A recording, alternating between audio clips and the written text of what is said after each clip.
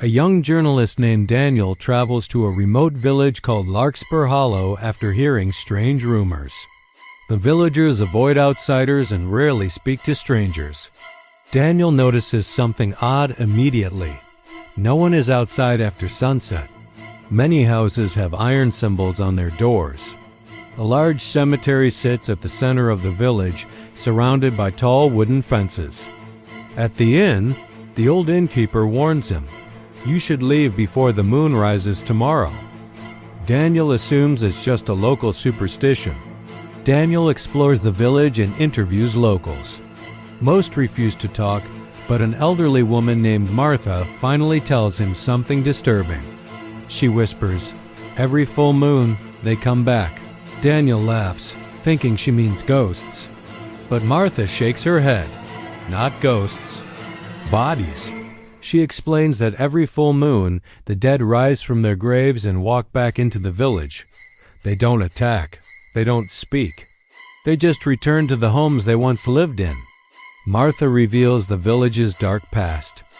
200 years ago, the villagers betrayed a wandering priest who came asking for shelter during a brutal winter. They accused him of witchcraft and buried him alive. As he died, he cursed the village. "If you deny the living, the dead will return to claim their place." Since that night, every full moon, the dead rise and walk. But there's a rule. No one must acknowledge them.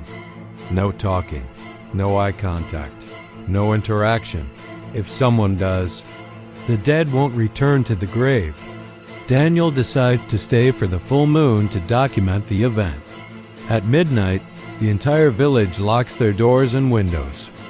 Then he hears it, the sound of dirt shifting. From his window, Daniel sees something terrifying. Figures slowly climbing out of graves, dozens of them. Men, women, children, pale, silent, walking toward the village.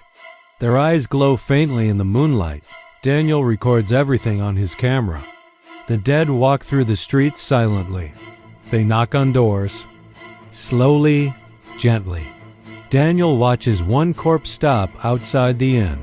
The door across the street suddenly opens. A little boy runs outside crying, "Mom?" Standing in front of him is his dead mother. The villagers scream from inside their homes, "Don't look at her." But the boy runs forward and hugs her. The moment he touches her, her face twists into something horrifying. Her mouth opens impossibly wide. Then the boy vanishes into the darkness with her. The dead woman does not return to the grave. Martha bursts into Daniel's room. She reveals something worse.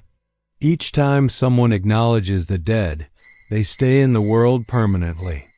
Over the centuries, more and more of the dead have remained. They now live hidden in the forest, waiting, and eventually, they will outnumber the living. The moon sets. The remaining dead return to the cemetery and climb back into their graves.